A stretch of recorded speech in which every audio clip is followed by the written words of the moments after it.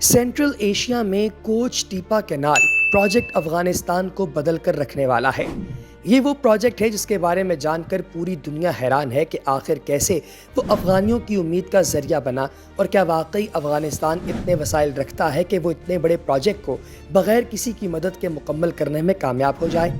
दोस्तों, वो मुल्क जो 50 साल तक जंग की तबाहकारियों से मुतासिर हुआ, बरसों से गरीबी, भूख और जंग में घिरा अफगानिस्तान दुनिया की सबसे पहली और सबसे बड़ी मसनूई नहर बनाने जा रहा है। ये मंसूबा सबसे पहले सरदार दाऊद खान के दौरे हुकूमत में मंजूर किया गया, जो 1973 से 1978 के दरमियान मुश्तमिल था, मगर मुल्क में मुसलसल सियासी अदम इस्तेहकाम और कई अरसे तक अफगानिस्तान पर बैरूनी हमलों के सबब ये मंसूबा शुरू नहीं किया जा सका। अफगानिस्तान को एक मुकम्मल लैंड लॉक मुल्क कहा जाता है क्योंकि उसके किसी भी हिस्से के साथ कोई समंदर नहीं लगता। अफगानिस्तान को Pakistan, Iran, Tajikistan, Uzbekistan, Turkmenistan और चीन की सरहदों ने घेर रखा है, यानी ये मुकम्मल तौर पर दूसरे ममालिक की सरहदों के दरमियान है। और अफगानिस्तान दुनिया के इन चंद ममालिक में शामिल है जिनका 70% हिस्सा पहाड़ों पर मुश्तमिल है। इस मुल्क की 80% पानी की सप्लाई कोहे हिंदुकश के सिलसिले से आती है और अफगानिस्तान में 4 बड़े दरिया हैं जिनसे उसे पानी मिलता है, लेकिन ये चारों दरिया अफगानिस्तान की पानी की ज़रूरतों को पूरा करने के लिए नाकाफ़ी हैं। यही वजह है कि अफगानिस्तान हमेशा से पानी के मसाइल का शिकार रहा है, ख़ास तौर पर मुल्क का शुमाली इलाका। और अमेरिका और अफगानिस्तान की जंग के बाद इन मसाइल में मज़ीद इजाफा हुआ है। इसीलिए फैसला किया गया कि एक मसनूई नहर बनाई जाए जो पानी की वजह से खुश्क साली के शिकार उन तमाम इलाकों को सैराब करेगी। ये मसनूई नहर सैकड़ों एकड़ खुश्क और बंजर रकबे को लहलहाते हुए सरसब्ज खेतों में बदल देगी। इस प्रोजेक्ट को कोच टीपा कैनाल का नाम दिया गया। कोच टीपा कैनाल 285 किलोमीटर तवील, 115 मीटर चौड़ी और 8.5 मीटर गहरी है, जो सूबा बल्ख के ज़िला कलदार से शुरू होकर सूबा फारियाब के ज़िला अंदरखोई तक फैली हुई है। कैनाल का 50% काम मुकम्मल हो चुका है। इसमें 150 कंपनियां काम कर रही हैं, जिसमें 6000 लोगों को काम के मौके मिल गए हैं। कोच टीपा कैनाल 60,000 एकड़ ज़मीन को सैराब करने की सलाहियत रखती है। इस मंसूबे की सबसे अहम बात यह है कि इसमें काम करने वाले मुलाजिमीन और इंजीनियर से लेकर नक्शा, सीमेंट, सरिया, बजट और मंसूबा सबकी निगरानी करने वाले लोग अफगानी हैं। इसमें काम करने वाली मशीनरी भी बैरून मुल्क से बरामद नहीं की गई, बल्कि अक्सर मशीनरी वही है जो कई दहाइयों से अफगानिस्तान में मौजूद है और दुरुस्त तरीके से काम कर रही है। तमाम ट्रक एक लाइन में खड़े होते हैं और इंजीनियर्स का इशारा मिलने पर क्रेन इनमें मिट्टी डाल देती है। जब इंजीनियर ठीक है का इशारा करता है तो ट्रक इस मिट्टी को लेकर चल पड़ते हैं।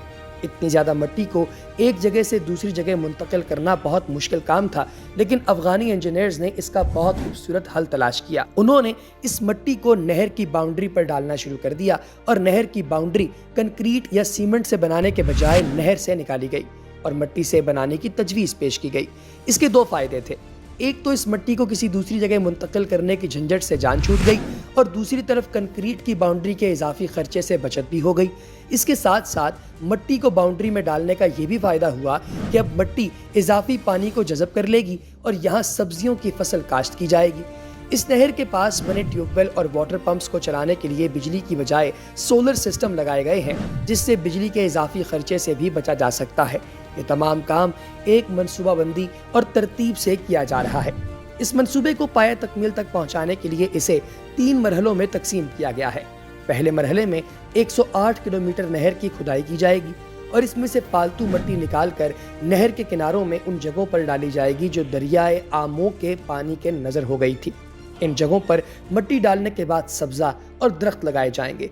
दूसरा मरहला जिला दौलताबाद से शुरू होकर सूबा बल्ख के शोरतीपा, ख्वाजा दो को अजला से होते हुए सूबा फारियाब के 4 अजला तक जाता है। तीसरा मरहला कैनाल से छोटी छोटी नहरों की तामीर और डिज़ाइन पर मुश्तमिल है।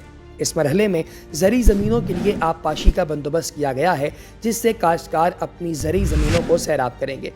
इसी तरह अफगानिस्तान चंद सालों में भूख और गुर्बत से मुकम्मल तौर पर निजात हासिल कर लेगा। अफगानी अवाम भी हुकूमत के इस इक़दाम से बहुत ज़्यादा खुश है, क्योंकि इस प्रोजेक्ट की वजह से अफगानिस्तान दूसरे ममालिक को भी बड़ी मिकदार में अनाज एक्सपोर्ट करने के काबिल हो जाएगा, जिससे कसीर तादाद में ज़र मुबादला कमाया जाएगा और अफगानिस्तान के दीगर बड़े प्रोजेक्ट्स पर खर्च किया जाएगा।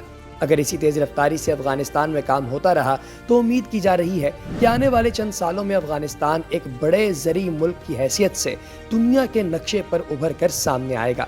دنیا کے تمام وہ ممالک جہاں اناج کی فصلیں کاشت نہیں کی جاتی وہ افغانستان سے اناج حاصل کرنے پر مجبور ہوں گے، اور 4 سالوں میں افغانستان دنیا کی بڑی طاقتوں کے ہمراہ کھڑا ہوا نظر آئے گا۔ ایک طاقتور اور معاشی طور پر خود کفیل ملک ہونے کی وجہ سے عالم اسلام کے لیے بھی معاون اور مددگار ثابت ہوگا۔ دنیا دیکھے گی کہ کیسے طالبان جنگ سے جلتے ہوئے شکستہ حال افغانستان کو خوبصورت اور سرسبز و شاداب لہلہاتے ہوئے افغانستان میں بدل دیں گے۔ افغانی طالبان نے نہ تو جنگ کے بعد اپنے حالات کا رونا رویا اور نہ کشکول لے کر IMF کے پاس $1 ارب کا قرضہ لینے پہنچے، بلکہ انہوں نے مردانہ وار اپنے حالات کا مقابلہ کیا اور اپنے موجودہ وسائل کو اچھے طریقے سے استعمال کرتے ہوئے اپنے ملک کو ترقی کی راہ پر گامزن کیا۔